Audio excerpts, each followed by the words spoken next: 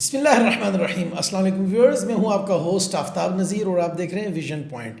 ناظرین کرام، 14 اگست 2014 ایک احتجاج ہوا اور عمران خان صاحب نے ایک قومی تہوار کے دن ایک ریٹ ڈالی احتجاجوں کی، اور اب آج 2025 میں 14 اگست کو دوبارہ بقول علیمہ خان صاحبہ کے عمران خان صاحب نے احتجاج کی کال دی ہے. اس حوالے سے گفتگو کرنے کے لیے آج ہم نے اسٹوڈیو میں دعوت دی ہے ممتاز دانشور اور تجزیہ کار جناب ڈاکٹر عابد عباسی صاحب کو. ڈاکٹر صاحب بہت شکریہ آپ کا، آپ نے ہمیں وقت دیا. ڈاکٹر صاحب، یہ جو قومی تہوار ہوتے ہیں انہیں تو پوری دنیا میں منایا جاتا ہے. ہم اگر یورپ میں دیکھتے ہیں یا ہم گلف کنٹریز میں بھی ایون ان کے 2 دسمبر کو ہے یا دیگر جو ان کے قومی دن ہوتے ہیں ان کو عوام وہاں کی سیلیبریٹ کرتی ہے. آخر کیا وجہ ہے کہ پاکستان میں قومی تہواروں کو بھی متنازع بنایا جا رہا ہے اور احتجاجات کی کالز دی جا رہی ہیں؟ تھینک یو ویری مچ آفتاب صاحب. جی بالکل درست فرمایا آپ نے. جس طرح کہ پوری دنیا میں یہ جو تہوار ہوتے ہیں یہ ایک بڑی سینٹی ہوتی ہے، بڑی ان کی ایک رسپیکٹ ہوتی ہے. یہ پوری قوم کے غیر متنازع تہوار ہوتے ہیں. اپنے پولیٹیکل مقاصد کے لیے، اپنے پولیٹیکل گینز کے لیے اور قوم کو تقسیم کرنا، قوم کے اندر ان تہواروں کو متنازع بنانا، یہ ایک سوچی سمجھی جو ہے وہ سازش ہے. سوچی سمجھی میں سے ایک کنسپریسی کہوں گا، کیونکہ قوم کے درمیان تفرقہ ڈالنے کے برابر ہے. یہ قوم کے جو ایک سیٹ معیارات ہوتے ہیں جن کے اوپر قوم پوری متفق ہوتی ہے، ان کو متنازع بنائیں گے. چونکہ عمران خان صاحب پاکستان نہیں ہیں، وہ پاکستان کی ایک سیاسی جماعت کے سربراہ ہیں. اور ان کے لیے کہ آپ دیکھیں، اس کے علاوہ انہوں نے جب کشمیر کے اوپر 5 اگست کو یہ بھی انہوں نے رکھا. آپ کو یاد ہوگا یوم استحصال کشمیر پہ، جب آپ کو یاد ہوگا کہ جب وہ ڈونلڈ ٹرمپ سے ملاقات کر کے آئے تھے، جس میں مبینہ طور پر یہ بات کی جاتی ہے کہ جس میں کشمیر کا سودا ہوا تھا، تو واپسی پر انہوں نے کہا تھا کہ مجھے ان کا بڑا استقبال ہوا تھا. وہ علیحدہ کہانی ہے، آپ بخوبی جانتے ہیں کہ جو ایم بی ایس نے کہا تھا کہ اس کو جہاز سے اتار دیجیے، جہاں ہے وہیں پہ اتار دیجیے. تو واپس جب وہ یہاں آئے تو ان کے جو فالوورز ہیں انہوں نے استقبال کیا ان کا ایئرپورٹ کے اوپر. تو وہ کہہ رہے تھے جیسے میں دوسری دفعہ ورلڈ کپ جیت کے آیا ہوں، مجھے اتنی خوشی ہو رہی ہے. بعد میں قوم کو پتہ چلا کہ یہ ورلڈ کپ کیا تھا جو قوم کو ملا، کشمیر کا سودا. وہ کشمیر کا سودا تھا. پھر آپ دیکھیے کہ اس وقت انہوں نے ایک بڑی مذاق خیز قسم کی جو ہے وہ مہم کی بات کی کہ کشمیر کے اوپر جہاں انسانی لاشیں گرتی رہی ہیں، جہاں پہ ہزاروں کشمیری جو ہیں ان کی عصمت دری ہوتی رہی، ان کی جان جو ہے وہ ہندوستان نے ان کی جانیں لی، بچے ٹراما میں پیدا ہوتے ہیں، ساری باتیں ہم جانتے ہیں. اس کے اوپر انہوں نے کہا جی جمعے والے دن ہم کچھ دیر کی خاموشی اختیار کریں گے. یہ وہ ری ایکشن تھا ان کا جو اس 5 اگست پہ تھا. اور آج وہ 5 اگست کو پاکستان کو مزید ڈی اسٹیبلائز کرنا چاہتے ہیں. وہ پاکستان کے اوپر، اور وہ احتجاج آپ نے دیکھ لیا کہ قوم اب سمجھدار ہو چکی ہے. دیکھیے قوم کو یہ بات پتہ چل چکی ہے کہ کسی خاص ایجنڈے کے لیے، ایک پولیٹیکل پارٹی کے پاور میں آنے کی ہوس کے لیے ہم کیوں اپنے نوجوانوں کا خون دیتے پھریں؟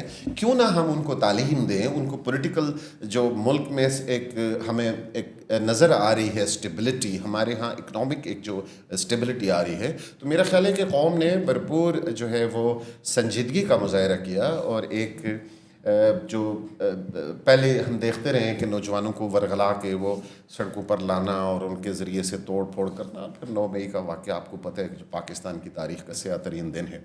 تو میرا خیال ہے کہ قوم نے بڑی سنجیدگی کا ثبوت دیا. ڈاکٹر صاحب، میں یہاں یہ بھی پوچھنا چاہوں گا، آپ نے قوم کے شعور کی بات کی، تو ہم اگر دیکھیں پاکستان تحریک انصاف نے 4 صوبوں میں، اور گلگت بلتستان ہے، AJK ہے، یہاں کل ملا کے کوئی 2-2.5 کروڑ سپورٹر تو ان کا ہوگا. تو جب یہ 5 اگست کی کال دی گئی، ان میں 2-2.5 کروڑ میں سے 2-2.5 لاکھ بھی نہیں نکلے، 2-2.5 ہزار بھی نہیں نکلے. آخر کیا وجہ ہے؟ ان کا اپنا سپورٹر کیوں ٹوٹ چکا ہے؟ دیکھیے مایوسی پھیل رہی ہے. انہیں یہ پتہ چل گیا. دیکھیں آپ کو پتہ ہے کہ وہ ایک کلٹ کو ایک ایسے خوابوں کی جنت انہوں نے بنا کے پیش کی تھی.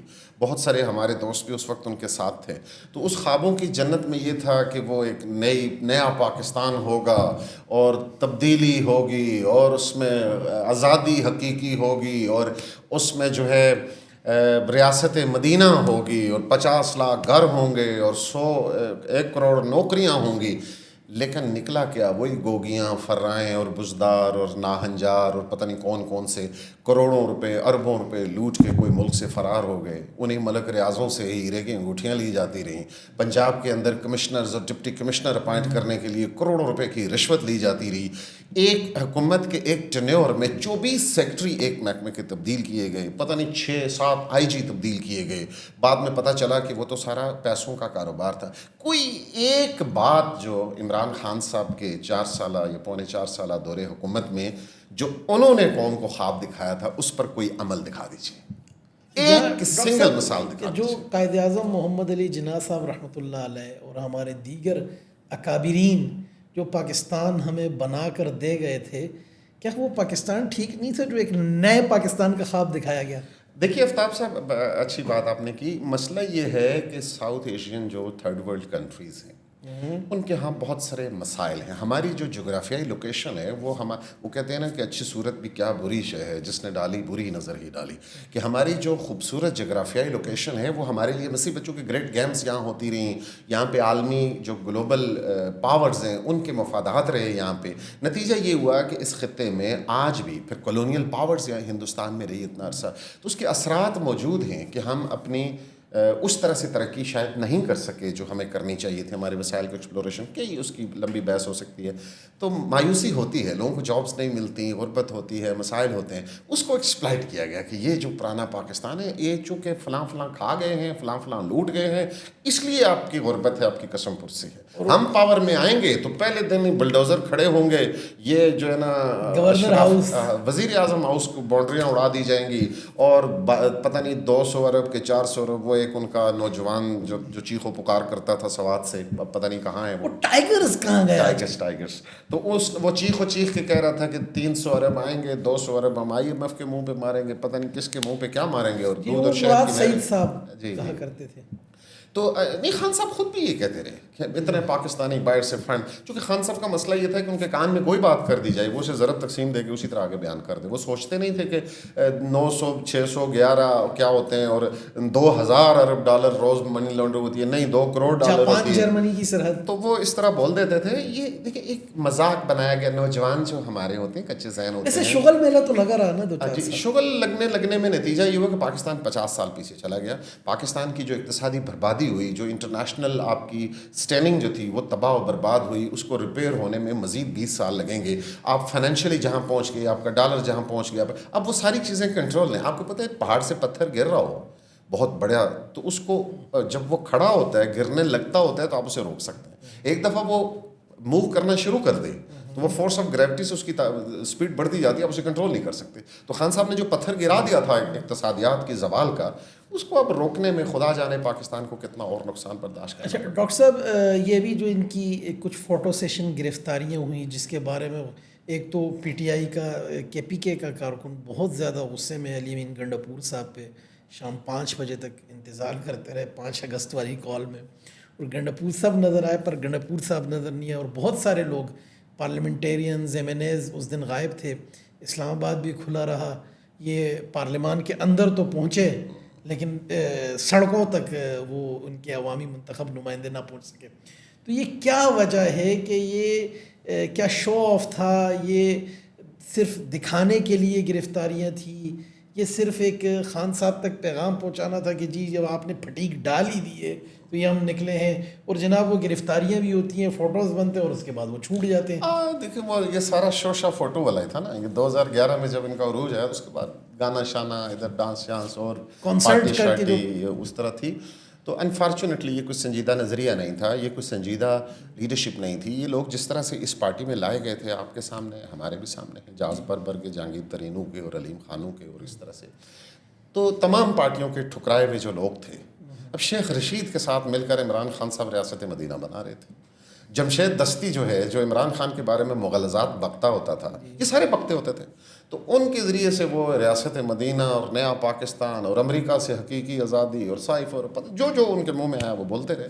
تو یہ سارے کے سارے وہ لوگ تھے. عمر ایوب صاحب آج قومی اسمبلی میں اپوزیشن لیڈر تھے. وہ کہاں نہیں رہے. انہوں نے اسی شد و مت سے نواز شریف کے قصیدے پڑھے, ایسے ہی انہوں نے اسی شد و مت سے جنرل مشرف کے قصیدے پڑھے, انہوں نے اسی شد و مت سے وہ قصیدے پرویز الہی کے پڑھے, وہ اسی شد و مت سے آج عمران خان کے, کل کہیں اور سے آواز آئی تو وہ وہاں. تو یہ سارے کے سارے لوگ وہ تھے جو پی ٹی آئی اب مان لیتے ہیں for the sake of debate, کہ جو کہیں نہ کہیں اگرچہ ان کے اپنے اور مسائل تھے, لیکن وہ جو لوگ تھے جن کے بارے میں کہا جا رہا تھا کہ یہ بڑے زبردست لوگ ہیں فلاں فلاں فلاں, وہ کہاں ہیں آج؟ تو عرض کرنے کا مقصد یہ ہے کہ یہ جو کاکٹیل پی ٹی آئی نے بنایا تھا اس کانسرٹ کاکٹیل, تو اس کانسرٹ کے بعد جب یہ لوگ برسر اقتدار آیا, آج 10-11 سال, ایک دہائی تو ہو چکی ہے خیبر پختونخوا میں حکومت کو, آج ہی 13 سال ہونے کو, 13 سال ہو گئے, اور وفاق میں بھی انہوں نے ایک پورا ٹینیور گزارا. تو اس سب کے نتیجے میں عوام کو کیا ملا, اور کیا خان صاحب اس سب پاکستان کے وزیر اعظم رہنے کے بعد بھی اپنے بچوں اور اپنی سابقہ اہلیہ کو پاکستانی شہریت نہیں دلا سکے؟ اب وہ آنے کے رہے, اور اپنے 4 سالہ ٹینیور میں اپنی دوسری اہلیہ کے حکم کے اوپر اپنے بچوں سے کبھی ملنے بھی نہیں گئے. اچھا, نہ ان بچوں کو کبھی پاکستان بلایا. قاسم سلمان سے نہیں ملے خان صاحب؟ جی نہیں, ڈیورنگ اپنے جو ٹینیور تھا ان کو اجازت نہیں تھی وہ ملنے کی, کیونکہ کلٹ کے پیچھے ایک مذہبی. خان صاحب پہ بڑا جمائمہ گولڈ اسمتھ صاحبہ کا احسان ہے کہ وہ ملاقات کے لیے بچوں کو وہ آج بھی وہ کرنا چاہ رہی ہے, اور گلوبلی جو ہے وہ لڑائی لڑ رہی ہے, اور ان کے بچے ایسے بڑے قسمت کے دھنی نہیں ہے کہ ایکس وائف آپ کی جن سے ڈیورس. قسمت کے دھنی سے زیادہ یہ ہے کہ اتنی مہربانی ہے, دنیا کو جو کوٹ اینڈ کوٹ ڈبیس کریکٹرز ہیں نا دنیا میں, ان کو ڈیلیور کرنے کی پوزیشن میں رہے ہیں. آپ کو حکیم سعید کا آج سے 30 سال پہلے کا وہ واقعہ پتہ ہوگا, آپ کو ڈاکٹر اسرار ایک بڑی غیر متنازع مذہبی شخصیت تھیں کہ ان کو جو ہے نا پروموٹ کیا جائے. بلکہ ایک آرٹیکل میں نے اور دیکھا تھا کہ جب وہ یہ کرکٹ میں تھے, کرکٹ میں بھی یہ میڈیوکر تھے, ان کو پروموٹ کروایا گیا تھا. تو دنیا میں اب اگر CIA کی آپ جو انہیں دیکھیں نا, دنیا میں ان کی جو خاموش جنگیں ہیں, تو اس میں بہت سارے ایسے کردار آپ کو نظر آتے ہیں جن کو ساری دنیا ہیرو سمجھتی رہی ہے. 50 سالوں کے بعد پتہ چلا کہ وہ تو CIA, مثلا جمال عبد الناصر کی بات ہے کہ وہ بڑی انقلابی تقریریں امریکہ کے خلاف کیا کرتے تھے. بعد میں پتہ چلا کہ وہ تو تقریریں لکھتا ہی امریکہ تھا, امریکہ کے لکھی ہوئی. صاحب یہ تو آپ کہیں اور چل پڑیں, اس کے لیے ہم پھر کسی پروگرام میں شاید کہ یہ وزن ہمارا پروگرام نہ برداشت کر سکے. آپ جو باتیں کر رہے ہیں یہ بہت اوپر کی ہیں, اور اللہ کرے کہ ہماری قوم کو بھی یہ باتیں اب میرا خیال ہے اب قوم کو آہستہ سے دیکھیں, دھول جب چھٹتی ہے نا تو اصل تصویر سامنے آتی ہے. دھول میں آپ نعرے لگاتے ہیں, سب لوگ جذباتی ہوتے ہیں, موب کی ایک خاص قسم کی سائیکالوجی ہوتی ہے. تو وہ جلسوں میں, فنکشن میں وہ تو چلتی رہی, لوگوں نے ووٹ دے کر بھی یہ سمجھا کہ ہماری نجات دہندہ ہیں خان صاحب, لیکن اب لوگوں کو پتہ چل گیا کہ یہ پاور اسٹرگل ہے, everybody is after power.